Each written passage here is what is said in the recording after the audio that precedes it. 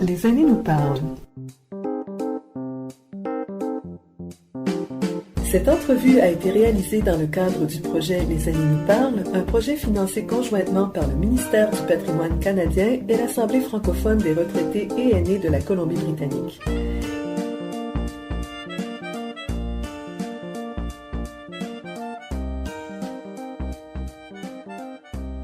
De Nelson, je rencontre aujourd'hui Elaine et Aurélien Dupuis.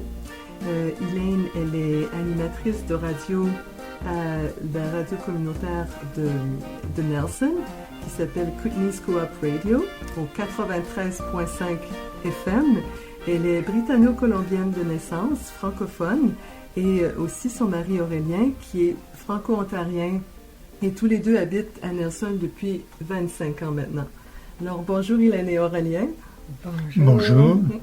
Donc, racontez-nous un petit peu ce qui vous a amené à Nelson au départ. Oh, ben ça, c'est intéressant. C'est notre garçon qui est venu ici.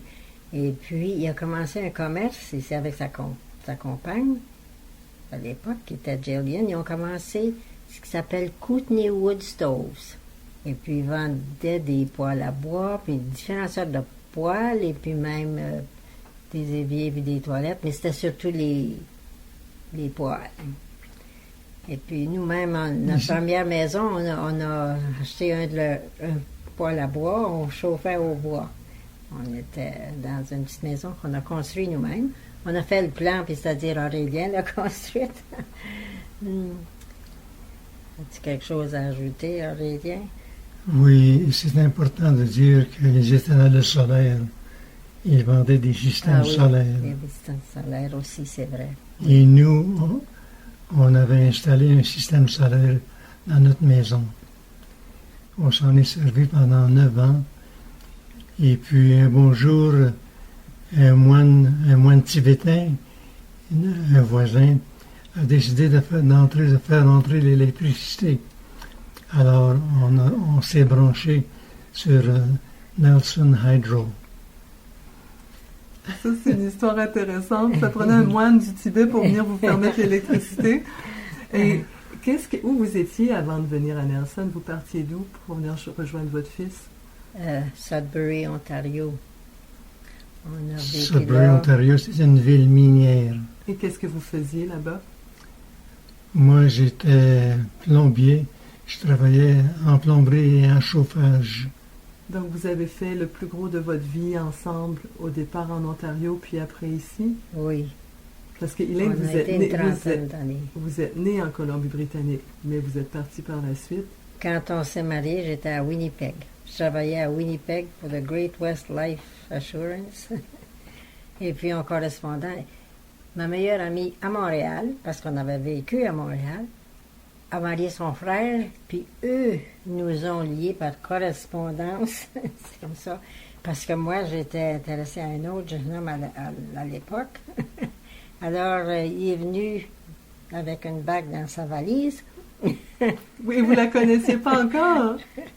Non. Je ne l'avais pas rencontré encore. Et vous aviez déjà la bague prête dans votre valise? Ah, eh oui.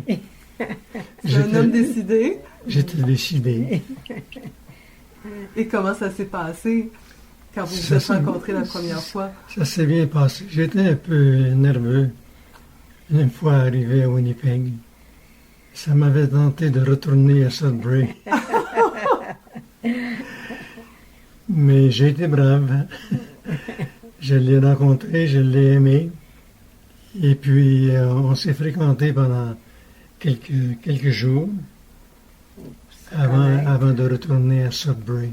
Mais ce qu'il a fait, c'est que à la table le soir, avec toute la famille, ma famille, il m'a présenté la bague. Et ça faisait combien de temps que vous vous connaissiez quand il vous a présenté la bague? Par correspondance. Par correspondance, c'était quelques mois. Et en personne? Parce que c'était plus que... Oui, en personne. On se connaissait plus en personne. Oh mon Dieu! Oui, je pense que ça arrive plus beaucoup des histoires comme ça aujourd'hui. Non. Bien, il y a encore la correspondance, mais là, c'est l'Internet, puis c'est email, puis c'est... oui. Je suis pas sûre que les hommes débarquent par contre de l'avion avec une bague dans leur valise. Ça, j'ai pas entendu ça souvent. J'ai un oncle qui a fait la même chose par contre. Oui, après 3 jours qu'il avait connu ma tante, et il se connaissait pas par correspondance avant. Après 3 jours, il a demandé ma tante en mariage. Et 3 semaines plus tard, ils se sont mariés, puis ils ont été mariés jusqu'à ce qu'ils c'est rapide. Oui. Il y a des gens qui prennent des décisions rapidement. Oui. Ça fait qu'on s'est mariés, on ne se connaissait pas vraiment. On s'était connus par correspondance, c'est pas la même chose que la personne, que d'être en personne. Et combien de temps après vous vous êtes mariés? Après vous êtes rencontrés en personne? Oui, je suis retourné à Winnipeg ou à Saint-Malo une deuxième fois. Et c'est là que le mariage a eu lieu, à Saint-Malo. Saint-Malo, beau port de terre. Et donc, après, vous avez déménagé en Ontario? Oui, bien, on a pris le train, oui. De là, après les noces, on a pris le train le soir, puis on s'est rendu en Ontario. Et donc, est-ce que votre famille de l'Ontario était venue au mariage au Manitoba? Seulement mon père. Avez-vous fait une autre cérémonie en Ontario? Un seul représentant. Non, mais on est allé, je suis allée rencontrer ses 11 frères et sœurs. Lui était le 12e de 13. Donc, on est allé, on allait d'un foyer à l'autre, on dormait sur des sofas, d'autres nous prêtaient leur lit. On faisait tout le tour. Parce qu'il y en avait au Québec aussi. Fait que c'était toute une tournée. De votre côté, est-ce que vous avez des frères et sœurs? Oui. Il était quand même au Manitoba. Il était plus jeune que moi. Il était encore à la maison. Ça fait que j'avais 2 frères et une sœur. Plus jeunes que moi. C'est moi l'aîné. J'ai été seule pendant 8 ans. Et donc après, vous vous êtes installés ensemble à Sudbury? Non, Premièrement, à Terrace Bay pour commencer. oui. C'est sur la côte nord du lac supérieur. Un beau petit village. Il y avait une papeterie là. Et moi j'étais steam fisher. Et qu'est-ce que ça faisait, un steam fisher? Bien, je travaillais la tuyauterie. Des systèmes de vapeur, des systèmes pneumatiques, des systèmes d'eau, toutes sortes de systèmes. Donc c'est très proche un peu, j'imagine, de votre travail de plombier. Oui. Et comment vous avez trouvé la vie, Hélène, en Ontario? Eh bien, c'était un changement, un peu, parce que, premièrement, on vivait dans cette petite ville, très petite ville, puis c'était la compagnie qui fait les Kleenex, puis c'est la compagnie de plombier. Et puis, on vivait dans un haut, c'était les maisons qui s'appellent Wartime Housing. C'était ce modèle de maison que la compagnie avait bâti. C'est le même modèle. Puis on vivait en haut, et puis il fallait passer à travers de nos... oui, monsieur et madame Boudreau qui vivaient en bas. On louait 2. Fait qu'on a vécu en haut, dans un haut comme ça. C'était les débits. Ensuite, on est parti, on a fait un voyage. On a fait un voyage jusqu'en Californie, puis on est remonté par le centre, puis là, on est revenu en Ontario, puis c'est là qu'on est allé à Sudbury.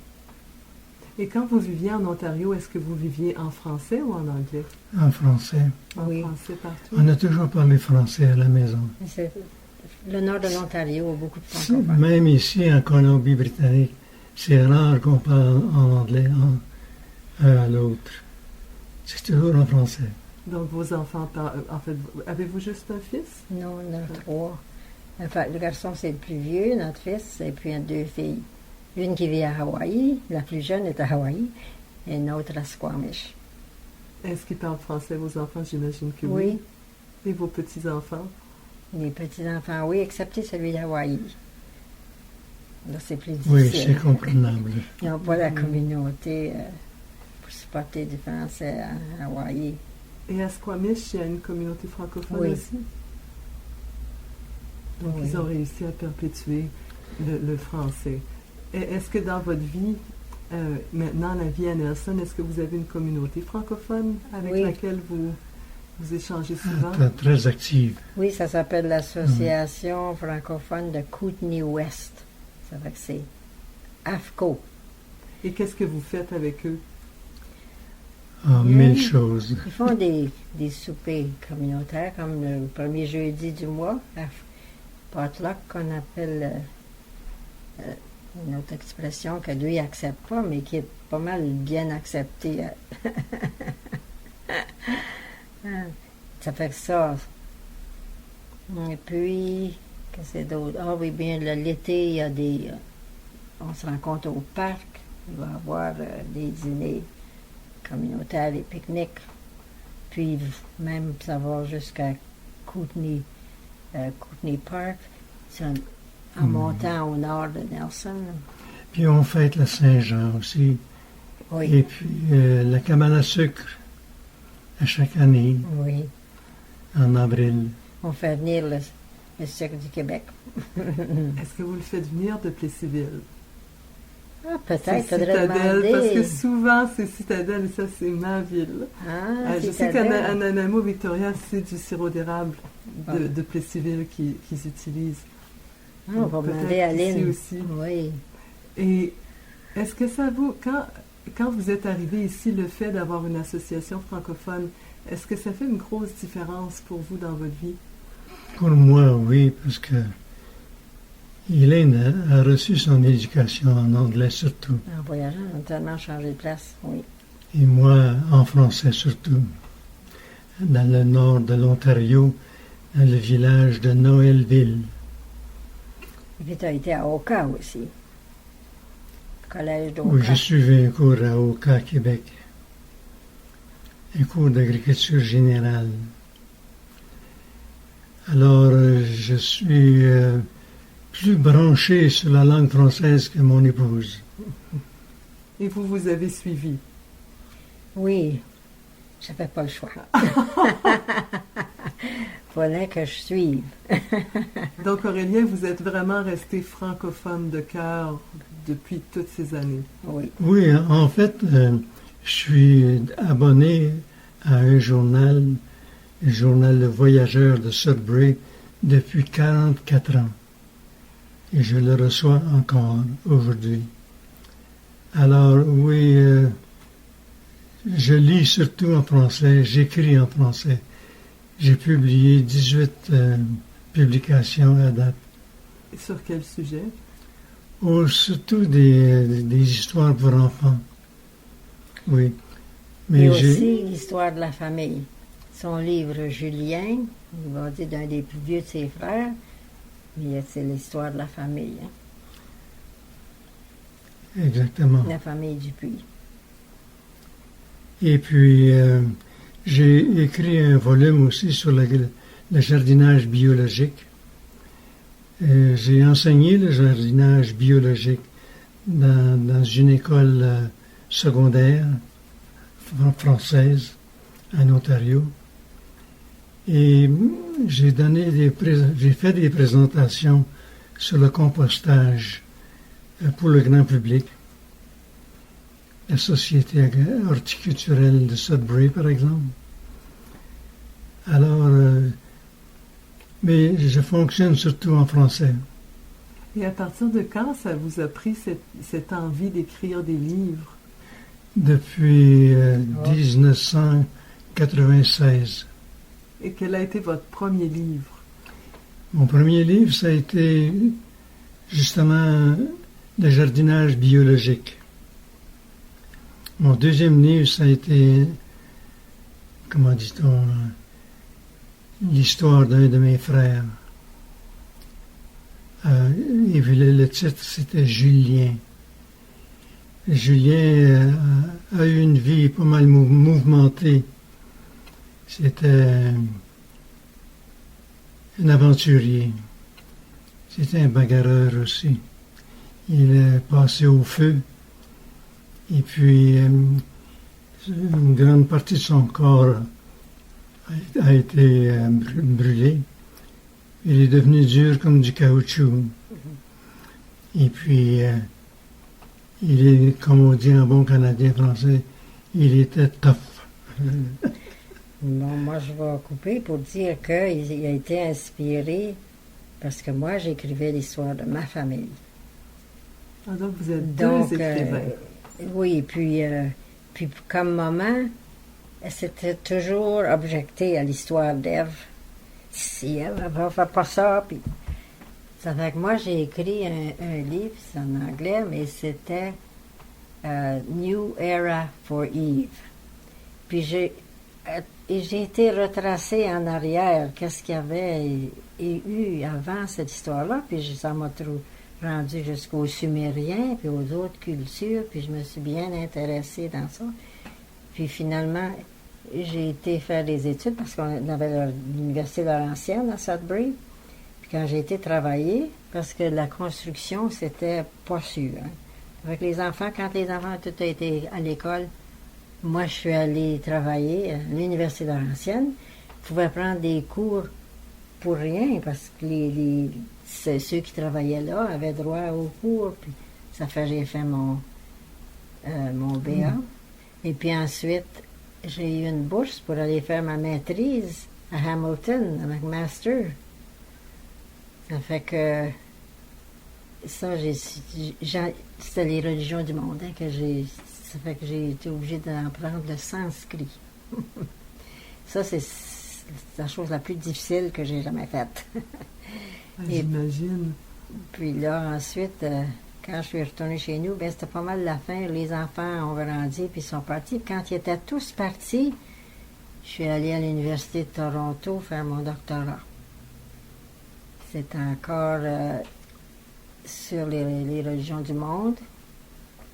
Et puis, c'était une belle expérience. Et qu'est-ce que c'était votre spécialité pour le doctorat? Le bouddhisme et puis l'hindouisme et le bouddhisme, les religions de l'Inde. J'incluais les autres aussi parce que dans le temps, anciennement, c'était rien que juifs, chrétiens et judaïques. C'était ça, on n'allait pas plus loin que ça. Ça fait que moi, puis c'était assez nouveau quand même. Ça faisait dingue depuis les 1950, avec un Houston Smith à Nouvelle-Orléans, je pense que c'était, qui avait commencé ça, cette idée-là, puis ça s'est étendu. C'est arrivé au Canada, puis dans les 70, bien, j'ai été très intéressée à ça. Puis aussi, j'ai fait du yoga. J'ai fait du yoga depuis 44 ans. Et puis, c'est ça qui m'a aidé à découvrir les autres religions, parce que j'étais, dans le temps, très catholique, très dévote. Puis ensuite, j'ai enseigné les religions du monde, puis ça m'a rendu plus... je sais pas. Il y a eu une grosse transformation dans nos vies, à nous deux. Comment ça s'est Au passé? point de vue religion, au point de vue idéologie. Oui, ça Donc, a été... au départ, vous alliez à la messe tous les dimanches, j'imagine, si vous étiez catholique. Ah oui. Oui. Moi, j'ai été élevé dans une orphelinat et on assistait à la messe tous les matins. Alors, oui, c'était une ambiance très catholique dans notre famille. Bien, nous aussi. Puis, comme j'allais dans des couvents, je veux dire, nos écoles c'était des religieuses qui nous enseignaient. C'était 3 ans où j'ai été dans des écoles publiques. Ça a été toute une révolution. C'était tellement différent, c'était tellement ouvert. Ça a été... C'était dans quelle province, l'école publique? Ici, à Colombie. On était ici dans le temps. On était Maple Ridge aujourd'hui. C'était Hammond puis Haney dans le temps, les 2 villes. Puis j'allais à ces écoles-là pendant 3 ans. Puis ensuite, je suis allée au couvent à Nord-Vancouver, où ma tante, avait 2 tantes qui étaient religieuses. Et puis, je suis allée Puis c'était une belle expérience, ça aussi. Et donc, Ouais. à partir du moment où vous avez commencé à étudier toutes ces religions, et comment ça s'est passé, la transformation dans votre couple, de votre foi, de votre pratique religieuse? C'est arrivé très graduellement. Premièrement, moi, j'étais pas d'accord avec la méthode d'enseigner dans les écoles séparées. C'était trop axé sur la religion. Il n'y a rien que ça qui comptait. Et moi, je trouvais que les enfants n'étaient pas préparés pour faire face à la vie, à la vraie vie. Alors, à partir de ce moment-là, la transformation s'est accentuée. Et puis finalement, je regrette de dire que j'ai abandonné la pratique. Moi, j'ai été assez dévote jusqu'à ce que je commence à enseigner. Je veux dire, j'étudiais les religions du monde, puis ensuite j'ai commencé à les enseigner, puis tout ça. Puis j'étais plus attirée vers le bouddhisme qui concentre sur la méditation, tourner en dedans. Ça fait que c'est là que j'ai été de là. Et qu'est-ce que vous avez transmis à vos enfants? Ils étaient déjà, à quel âge ils avaient quand vous avez commencé à changer vos croyances et vos habitudes? J'étais adolescent, je Le crois. plus vieux avait 14 ans. Le plus jeune, il a 12 et 10. 12 et 10. Et est-ce qu'ils ont... Ils ont continué à aller à l'église un petit bout de temps. Oui. Donc les enfants allaient à l'église, mais pas vous autres? Bien, là, je suis partie pour des études. Mais ça, c'est quand il était adolescent. En tout cas, oui. Il marque bien parce qu'il était... Un petit détail ici assez drôle, c'est que l'église où on assistait, l'église qu'on supportait, aujourd'hui, elle a fermé ses portes.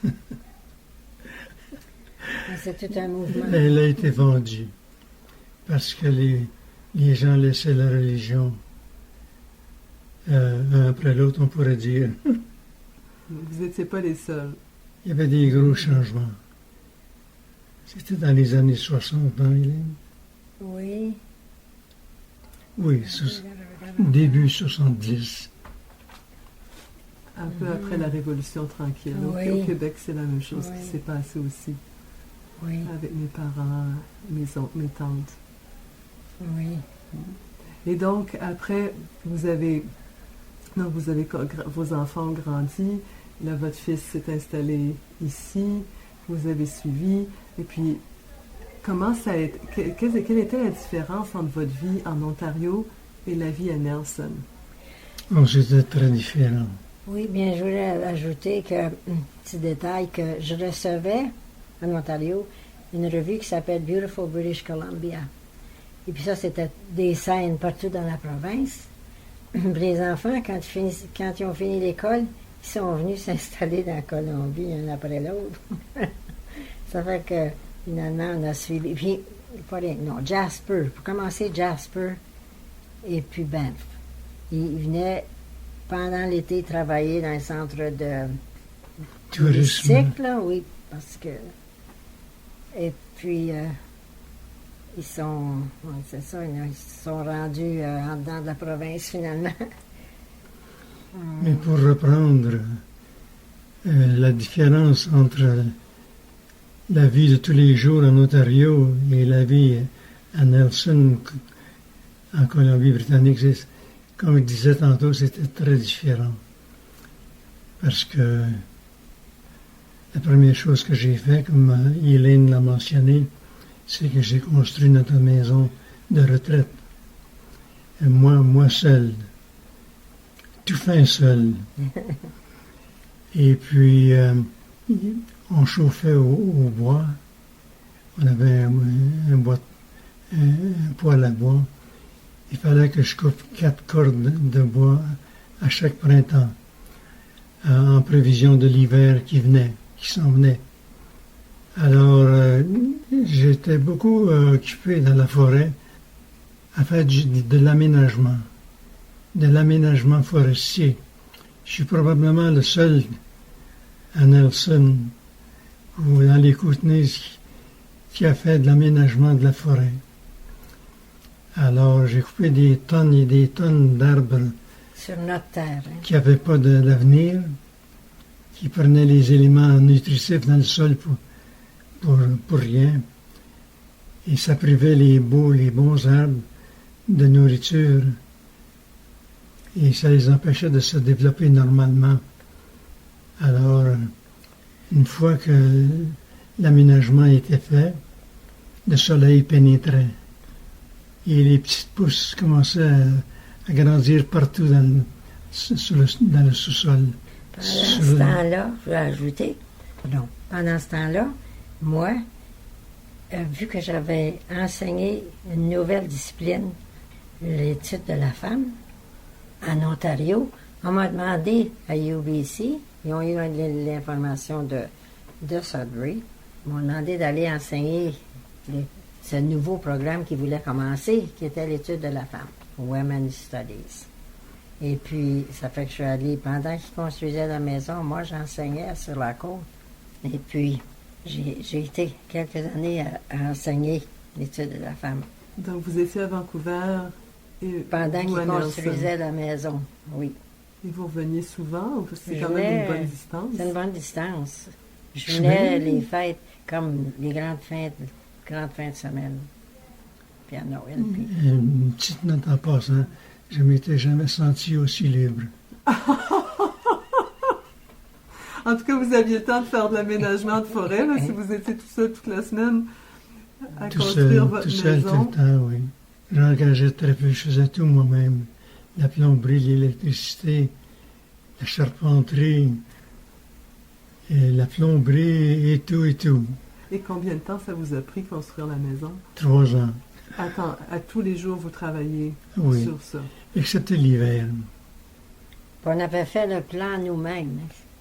Et puis, il a fait ce plan-là. On avait 2 chambres à coucher et puis, ça s'appelle un loft. Je ne sais pas comment est-ce qu'on appelle ça en français, mais les enfants, les petits-enfants, même nos enfants dans le temps, on n'avait pas de petits-enfants encore. Ils aimaient ça, grimper cette échelle-là, puis aller. C'est une mezzanine. Oui, une mezzanine. Oui, il y a un autre nom pour ça, mais je l'ai oublié. Et le vrai nom, c'est... Ah mon Dieu, ça ne me revient pas. Mais c'était leur petit coin. En tout cas, ils montaient en haut là, puis ils pouvaient se cacher. Puis on avait une boîte de jouets aussi en haut là pour eux. C'était un beau petit coin. Ça nous donnait une 3e chambre si on avait un lit en haut là. Et pendant combien d'années avez-vous enseigné à UBC? Jusqu'à 95. 3 ans. 91, on est arrivé en 91, puis jusqu'à 95. Donc, vous l'avez laissé construire la maison. Vous êtes allé faire un petit tour à Vancouver. Quand la maison était prête, vous êtes revenu. Oui. Ça prenait une maison pour que je vienne. C'était bien planifié. Je pense que c'était un bon arrangement. Vous avez bien fait ça. Et donc, après, vous avez vraiment... Parce que c'est ce que j'entends ici, les gens que je rencontre à Nelson, en fait, presque tout le monde que j'ai rencontré presque à Nelson ont construit leur maison eux-mêmes avec les bois, les arbres de leur forêt sur leur terrain. Ils chauffent au bois. Ça a l'air d'être vraiment le mode de vie des gens des Kootenays. Oui. Jusqu'à ce que, là, bien, ça faisait, après ça, 20-25 ans. Là, c'était assez. Il n'y a plus pelleté de neige, puis ni tonte de gazon, toutes ces choses-là. On a dit, on a simplifié, puis nous voici dans un condo où tout est fait. On a une belle pelouse en avant, mais c'est pas nous qui s'en occupons. Donc, mais on avait un grand terrain. On avait un grand terrain, oui. Une grande forêt. Et puis, ça demandait beaucoup de temps et d'énergie, plus que j'en avais à l'âge de 86 ans. En fait, j'ai eu 87 ans hier. Bon anniversaire! Merci. Merci. Allez-vous faire une petite fête spéciale? On a fêté. On est allé au Hume. Nelson, la place, là, le brunch qu'on appelle là, le dimanche, là, c'est sans pareil. Ça, c'est notre beau-fils, là, celui qui a marié notre fille à Squamish, là. Il a dit que lui, il a toujours vécu à Vancouver, puis le brunch ici, c'était spécial. Il n'y avait pas eu mieux ailleurs. Et c'est que le dimanche. C'est le dimanche. Ah, ça fait quand je vais le manquer. Et pour en revenir à la vie à Nelson, sur votre parcours de 25 ans, à quoi ça ressemblait la francophonie ici, il y a 25 ans en arrière? Est-ce que vous trouvez que ça a changé? Ah oui, ça a changé. C'était Jeanne... Qu'est-ce que c'est le dernier nom de Jeanne? Huet. Jeanne Huet. C'est elle qui a commencé le centre francophone. Et qu'est-ce qui est différent? Et qu'est-ce qui n'est pas comme avant? Bien, ça a grossi depuis. On peut dire que ça a bien grossi, oui. Et puis ça comprend les alentours. Hein. Les gens viennent du Slocan. Quand il y a des occasions spéciales, hein, ils viennent... Il y a beaucoup d'itinérants. Ils viennent de Creston, Oui. puis ils viennent du Québec, mais puis de l'Ontario. Puis Mais ces gens-là ont toutes sortes de talents. Il y en a qui chantent, il y en a qui font de la musique. Il y en a qui peinturent. Il y a toutes sortes de talents. C'est magnifique. Donc, c'est une communauté plus artistique. oui, très, une ar- communauté. très artistique. Oui. Et qu'est-ce que c'est votre place dans cette communauté-là? Votre place dans la communauté francophone d'ici? Bien, à notre âge, on est moins actif au sein de la Foucault qu'on l'était déjà. Je n'écris plus. Je contribuais beaucoup en fait d'écriture. On a un petit journal qui s'appelle La Voix des Kootenays et j'écrivais souvent dans ce petit bottin. Il y a aussi le Nelson Star, qui est notre journal 2 fois par semaine. Ils sortent de Nelson Star. Et puis il y a une colonne là-dedans que c'est pas mal Aurélien qui a parti, qui s'appelle Voilà. Et puis il y a une... Comment ça s'appelle ça? Rubrique. Une rubrique, oui. En tout cas, il y a écrit là-dedans, puis là, d'autres peuvent écrire aussi. Donc, vous avez une petite rubrique en français dans Oui. le journal de Nelson? Oui. Oui, voici comment le tout a débuté. C'était Noël, ou la veille de Noël. Et puis j'ai décidé d'écrire une histoire de Noël, un conte de Noël en français. Je suis allé voir l'éditeur du journal local. Je lui ai demandé s'il publierait mon conte. Et puis il n'a pas hésité. Il a dit oui. Alors les gens ont vu cet article dans le journal. Et puis il y a une anglophone qui a eu l'idée de contacter le journal puis établir cette page-là en permanence. Alors c'est comme ça que Voilà a débuté. Et donc, vous racontiez des histoires de... Qu'est-ce que vous écriviez? Oh, c'est très varié. Très varié. Mais c'est surtout des contes. Oui. Beaucoup de contes. Les contes d'animaux. Il aime les animaux, puis il va... La nature. Des histoires, oui. Et donc, est-ce que c'est comme ça que vous avez commencé à écrire? Ou vous écriviez déjà avant? On écrivait Non, avant. non, j'ai commencé en 1996. Oui. Et ça a été inspiré, comme le disait tantôt, par son livre Ah The oui. Story of Eve. Mais, mais la biographie que j'ai écrite, c'était A Letter to Laura. J'écrivais ma nièce, son frère, mon frère est mort d'un accident de motocyclette. Et puis, c'était pour lui raconter l'histoire de ses grands-parents, puis même de son père. Comment il avait commencé, parce qu'elle avait 17 ans quand son père est décédé. Donc, c'est ça qui m'a parti avec la biographie de la famille. Puis j'avais puisque notre garçon avait Courtney Woodstones, puis il y avait tout ça d'équipement, l'ordinateur qui faisait des copies, puis des photos et le reste, j'ai pu faire la biographie avec des photos. Dedans, oui. J'aimerais ajouter que le premier gagne-pain de Marc et sa compagne, c'était la photographie. Ils avaient un studio à Nelson. Qui s'appelait Profile Photographic. Oui, ça, oui. Et puis, oui.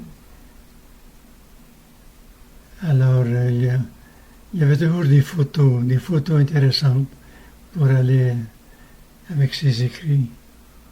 Mais je prenais nos propres photos. Aussi, oui. Les photos de famille, évidemment. Oui.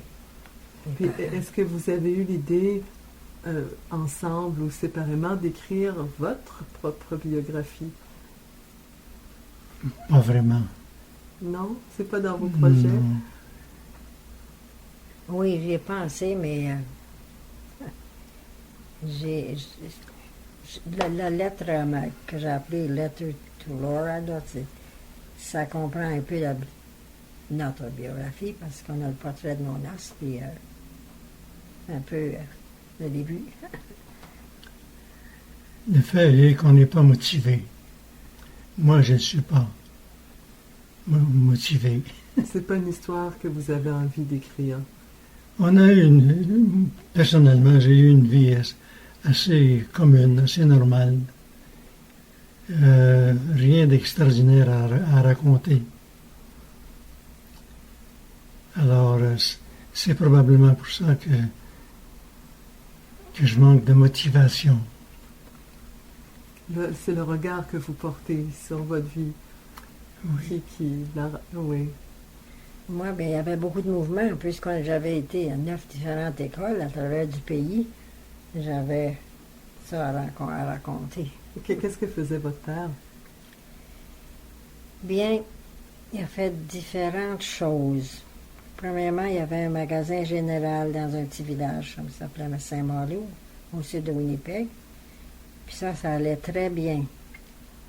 Il est arrivé le mouvement coopératif de la Saskatchewan, puis là jusqu'au curé du village qui prêchait qu'on devait encourager la coopérative, puis pas rien que n'importe quel petit juif de Vancouver, ça sont ses mots. Ça fait que, puis les gens de la coopérative, il y avait des plus gros officiels ou officieux, je sais pas quoi. En tout cas, ils sont venus parler à mon père, puis ils l'ont encouragé à partir, pour qu'est-ce que c'est qu'il n'irait pas s'établir sur la côte. Sa femme venait de là. Ça fait qu'il a vendu son magasin, mais ça n'a pas été bien après ça. Fait qu'on est venu sur la côte, il y a eu un magasin à Westminster, et puis ça allait pas bien. Les gens allaient à dans le centre-ville, chez eux, depuis c'est bon. Ça fait que là, on a laissé là, puis on est allé à Maple Ridge, Hammond, et puis il y avait un poulailler, là, des poules, puis lui, quand il avait été dans l'orphelinat, lui aussi, il a perdu sa mère, il avait rien que 5-6 ans. Et puis, dans l'orphelinat, il apprenait toutes sortes de choses comme ça, hein, comment s'occuper des animaux, puis comment faire, bâtir des choses, charpenterie, en tout cas, il avait appris toutes ces choses-là. Ça fait qu'il était capable de s'occuper de chicken ranch. On avait quelque chose comme 2000 poules. Puis chaque jour, on ramassait les œufs, puis on nettoyait les œufs, on les emportait, on les amenait pour les vendre, puis tout ça. Ça fait que... Et puis, il y avait un verger de noix aussi. Mais il ne produisait pas assez bien. Ça n'a pas bien été l'affaire. En tout cas, on a perdu la ferme. Puis là, on est revenu au Manitoba. Et puis, c'est ça. Moi, j'étais allée à Nord-Vancouver. J'étais pensionnaire à Nord-Vancouver. Où mes tantes étaient religieuses. En tout cas, là, on est revenu au Manitoba. Et puis de là, il travaillait pour son frère dans un... Ça s'appelle Sash and Door. construisait des fenêtres et des portes. Et puis, bien, il était bon dans tout ce qu'il faisait. Il était capable de faire tout ça. Et ensuite, mon grand-père est mort. Mon oncle, qui était curé à Montréal, à près de Ville-Saint-Laurent, il est venu, puis il dit, tiens, viens travailler pour moi, occupe-toi de l'église, puis tout ça. Ça fait qu'on est déménagé là, puis papa s'occupait de ça pendant 2-3 ans. Puis, entre-temps, à Saint-Malo, le gérant de la Caisse populaire embezzled funds. Comment est-ce qu'on dit ça, embezzled? Escroquerie. Escroquerie? Oui. Oui. Donc, de Saint-Malo, ils ont téléphoné à papa et ils ont dit, est-ce que tu voudrais venir prendre la caisse pour nous? Ça fait que La gérance. on est déménagé, puis il est venu, il a pris la caisse, mais... Puis moi, ben, je travaillais au Bel Téléphone. Je travaillais à Canadair, puis au Bel Téléphone. J'étais jeune fille. Et puis, là, je suis venue travailler à Winnipeg. J'étais plus proche, je venais les voir les fins de semaine. C'est Great West Life Assurance, qui était la plus grande compagnie d'assurance à Winnipeg dans le temps. Là, aujourd'hui, c'est mélangé. Ils sont merged avec un autre. Ils sont avec d'autres compagnies. En tout cas, c'était ça. J'ai travaillé à Great West Life. Puis, comme ça que mon ami à Montréal nous a... Ils ont arrangé ça, la correspondance. Parce qu'autrement, j'aurais marié mon jeune patron. On s'en donnait très bien. Et qu'est-ce qui vous a fait changer d'idée de marier quelqu'un que vous ne connaissiez pas, alors que votre jeune patron, quand même, vous le connaissiez en personne? Ben oui. Je ne sais pas, peut-être j'ai fait une erreur. En tout cas. C'est parce que vous moi, je pense que c'est parce que vous avez été plus vite. Probablement. Oui, c'est ça. Mais, si l'autre, c'était... Un point que j'aimerais faire, c'est que ma femme, c'est une philosophe. Et puis, ça fait 58 ans qu'on est mariés. Et puis, quand je donne des avis à des plus jeunes, je leur dis, ne mariez jamais une philosophe. Vous n'aurez jamais le dernier mot. En tout cas, de Sudbury, j'ai fait des études. C'est là que je suis devenue philosophe. Il faut bien rire, hein? Mm-hmm. Vous avez l'air de bien accepter votre sort. Très bien, très il bien. accepte son malheur. Oui, ça a l'air d'être un malheur assez... Non, je dois dire que Elaine a été une excellente compagne. Je ne sais pas ce que j'aurais fait sans elle. Je ne serais pas ici aujourd'hui. Parce qu'elle a bien pris soin de moi. Moi, j'ai eu une opération à cœur ouvert il y a 12 ans passés. Et puis, j'ai souvent fait mon petit tour à l'urgence. Et c'est Hélène qui s'occupait de moi. Alors, Il m'a montré à conduire. Hein, ça a été une bonne chose que je savais conduire. Puis que alors, le point final, c'est que j'en suis très reconnaissant. Et maintenant, au point où vous en êtes dans votre vie, est-ce que vous avez des projets encore, des choses que vous aimeriez faire? Je crois pas, hein? Non. On fait notre petite affaire, chacun de notre côté. On a fait un peu de On n'a voyage. pas beaucoup de gros projets en commun.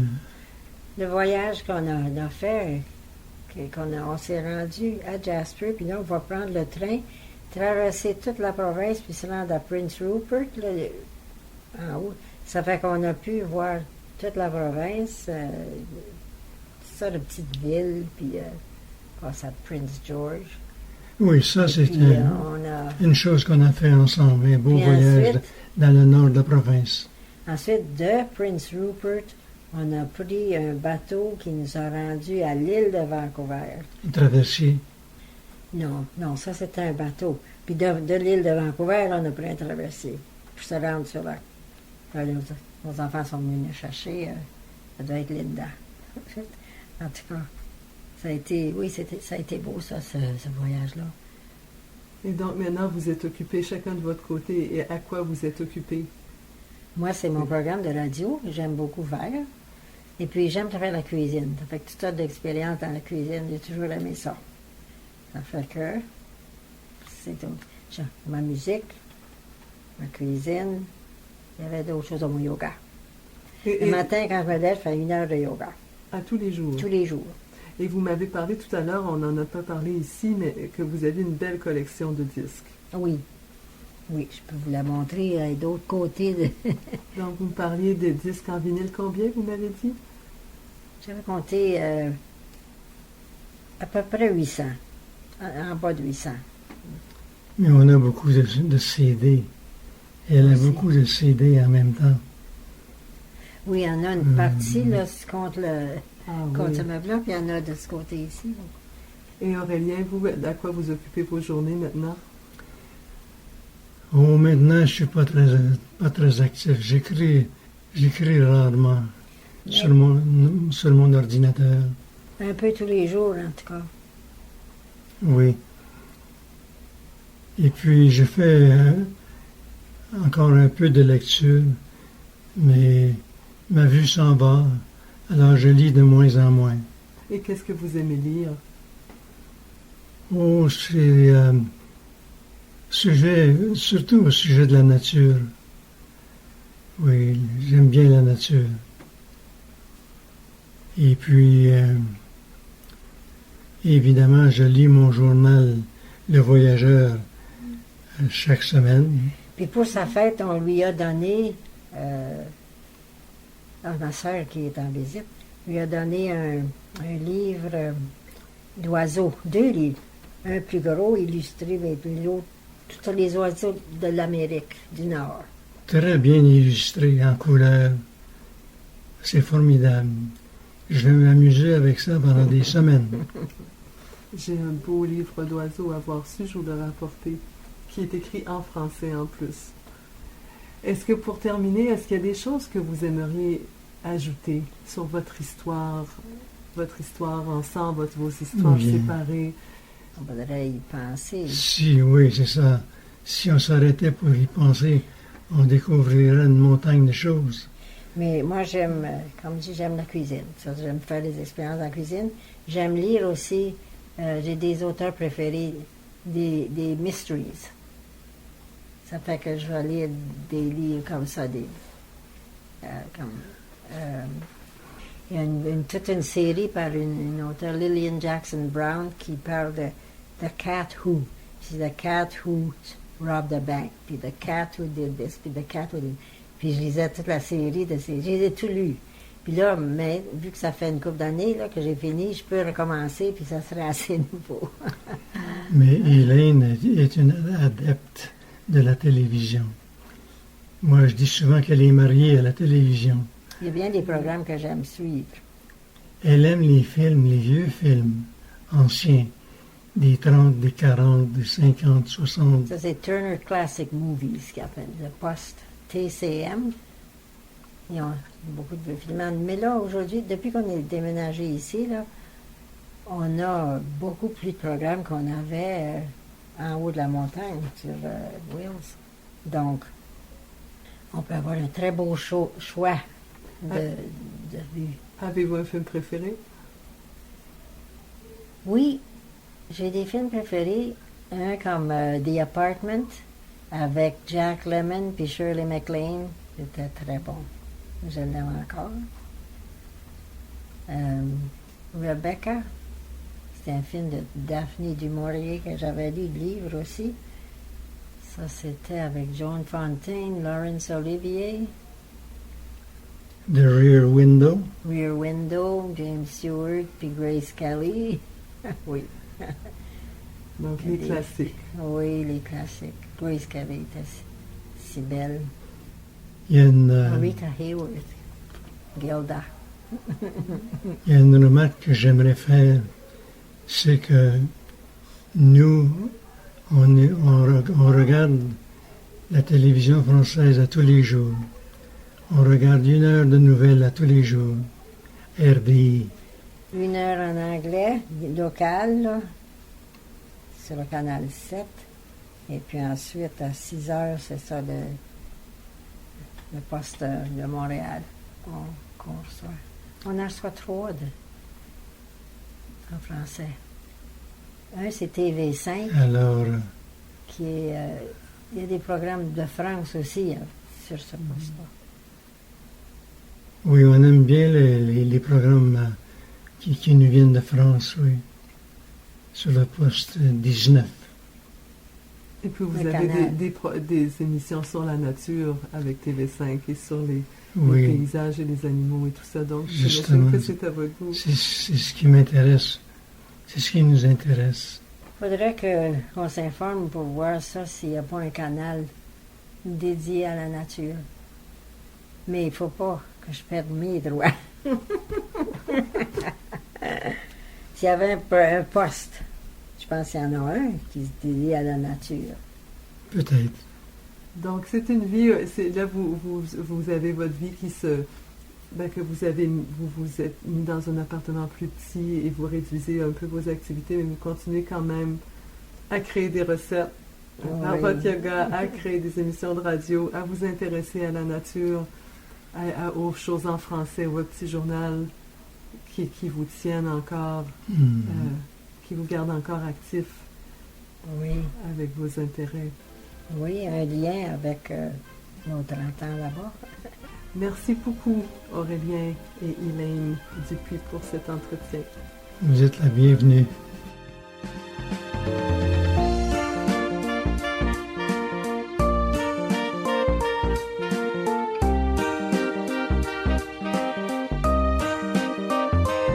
Ici Annie Poirier au microphone, à la technique Gérald Monpetit et Stéphane Lapierre à la gestion de projet.